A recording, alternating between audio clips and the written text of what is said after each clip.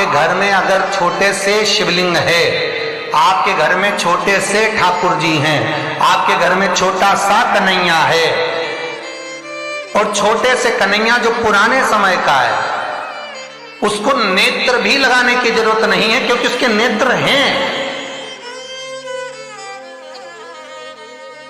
और मान लो तुमने इतना बड़ा कन्हैया ले लिया तो, अरे बोलो तो जम के जरा, और उसका कोई एक नेत्र कहीं गिर गया, एक नेत्र कहीं चले गया, तो फिर दूसरा नेत्र लगाना पड़ेगा कि नहीं लगाना पड़ेगा? और अगर एक नेत्र पर रखोगे तो अच्छा लगेंगे कि ठाकुर जी? नहीं। तो नेत्र होना, जितनी बड़ी मूर्ति होती है, जितना बड़ा स्वरूप होता है, जितना बड़ा शिवलिंग होता है, जितनी बड़ी मूर्ति की स्थापना होती है, उतनी उसमें सेवा की और भाव की जरूरत पड़ती है। और पार्थिव शिवलिंग हो, चाहे घर में शिवलिंग हो, घर में कोई भी मूर्ति हो, वो अंगुष्ठ की आकृति से बड़ी ना हो महाराज। बस इतना बड़ा स्वरूप शंकर का, इतना बड़ा स्वरूप कृष्ण का, इतना बड़ा स्वरूप राम का, तुम्हारे घर में जो भगवान है उसका स्वरूप इतना बड़ा, और पुराने हैं और कोई बड़ा स्वरूप है तो पूजन करो, मना नहीं है। अगर पुराना स्वरूप रखा है तो उसको कहीं देकर नहीं आना आपने को, कहीं उनको ठंडा नहीं करना, उनका विसर्जन नहीं करना, रखा है अब सेवा करो। पर कोई नई पूजन अगर बढ़ा रहे हो और कोई तुमसे करे मंदिर बनाओ, इतना बड़ा शिवलिंग का निर्माण करो, तो कहते ना महाराज जी हम तो छोटा ही भला। बच्चा जितना छोटा होता है उसको खिला दो, पिला दो, झूले में पटक दो, फिर टाइम पे पहुंचो, झूले में से उठाया, फिर दूध पिलाया, फिर पटक दिया, एक छोटा सा झुनझुना पकड़ा दिया, खेलता रहा। और वही बच्चा जब बड़ा हो गया तो कहीं इधर भगे कहीं उधर भगे, बेचारी माँ आई थी शिव पुराण सुनने के लिए और बेटे ने कार्तिक पुराण सुना दिया, तो कोई सुन पा रहा?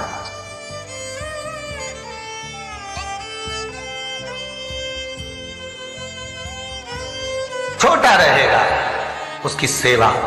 पार्थिव शिवलिंग का निर्माण माता पार्वती चाहती तो बहुत बड़ा शिवलिंग का निर्माण कर सकती, पर पार्थिव शिवलिंग माता पार्वती एक छोटे से पत्ते पर शिवलिंग का निर्माण करती, छोटे से पत्ते पर।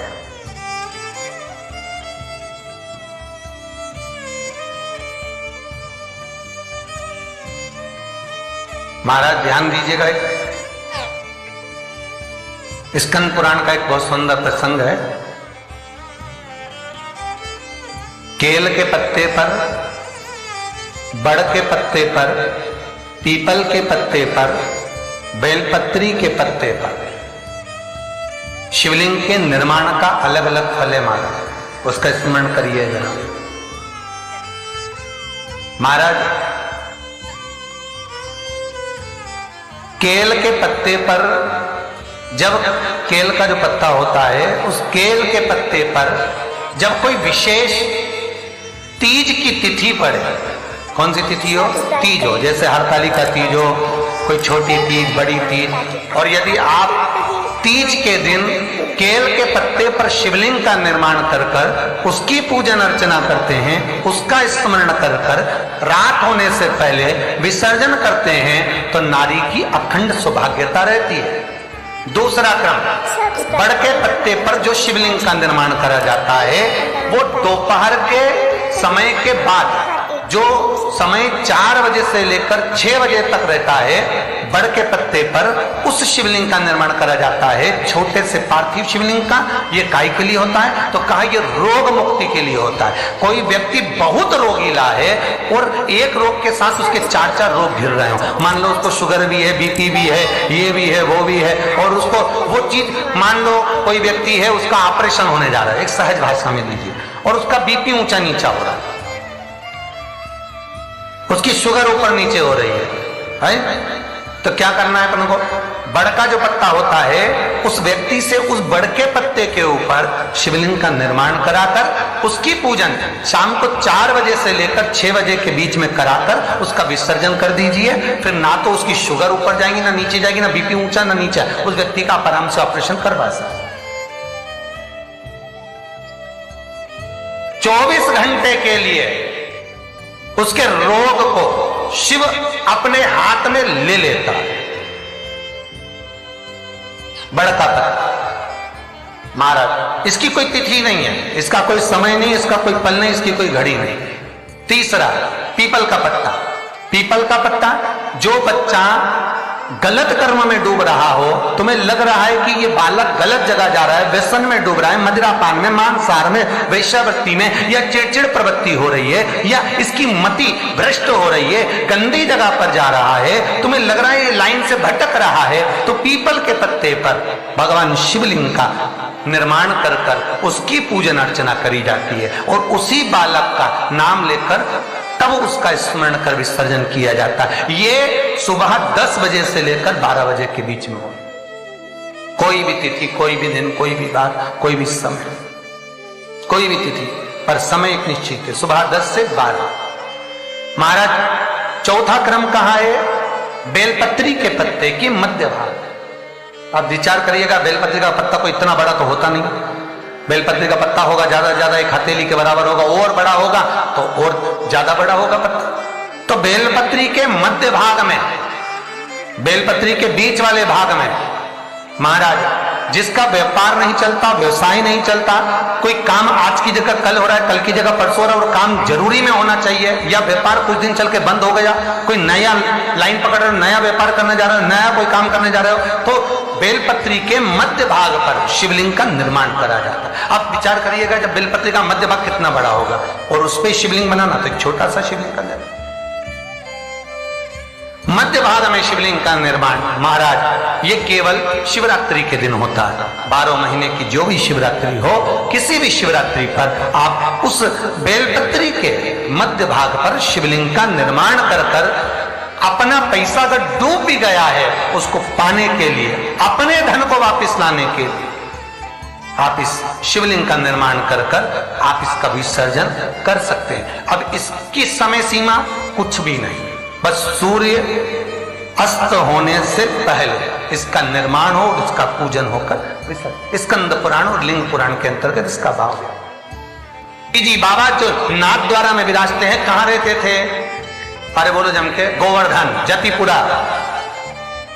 और जब उपद्रवियों ने उपद्रव मचाया, श्री जी बाबा को घास की गाड़ी में छुपाया, लेकर रातों रात ब्रजवासी चले। कहां जाए, मार्ग भटक गए, वापिस आ गए उसी जतिपुरा में। तब भगवान को लगा, श्रीनाथ जी को लगा, ठाकुर को लगा, अगर मेरे ही स्वरूप को ये तोड़ देंगे तो भक्ति स्फुटित कैसे होगी, भक्ति का प्रचार कैसे होगा। तो श्री जी बाबा ने महादेव को याद करा। शंकर भगवान एक ब्रजवासी का रूप लेकर आ गए, जिनका नाम था बूढ़ा महादेव। आज भी नाथ द्वारा में सारे ब्रजवासियों के साथ में भगवान घास की बैलगाड़ी के आगे शंकर भगवान बूढ़ा महादेव बनकर एक मसाल हाथ में लेकर, एक डंडे को हाथ में टिकाकर, और मेरे शंकर आगे आगे बैलगाड़ी के चलते रहे, और ब्रजवासी सब पीछे पीछे चलते रहे। सारे ब्रजवासी जो साथ में जाने वाले वो पीछे पीछे सब दूर घूम लिए। तब श्री जी बाबा ने बैलगाड़ी में से झांक कर बूढ़े महादेव को देखा, जो आगे चल रहे थे। उनको देखकर कहा, कहां रुकना है? बूढ़ा महादेव कहते हैं, बस यहीं रुकना है, बस यहीं। आज भी नाथ द्वारा में बूढ़ा महादेव है, और नाथ द्वारा में श्रीनाथ जी का दर्शन करने जाओ तो बूढ़ा महादेव का जरूर दर्शन कर आना, नहीं तो श्री जी बाबा राजी नहीं होते, भले तुम परम भगवती वैष्णव क्यों ना हो। कई लोग कहते हैं हम शंकर जी के मंदिर नहीं जाते, पर जब तक नाथ द्वारा में जाओ और बूढ़ा महादेव का दर्शन ना करो तो श्रीनाथ जी प्रसन्न नहीं होते। जैसे तिरुपति गए, तिरुमाला में दर्शन करे वेंकटेश भगवान के, और कपिलेश्वर नहीं गए तो भगवान नारायण प्रसन्न नहीं होते। उसी तरह मेरा बूढ़ा महादेव आज भी वहां पर विराज, जो श्रीनाथ जी को नाथ द्वारा तक ले गया।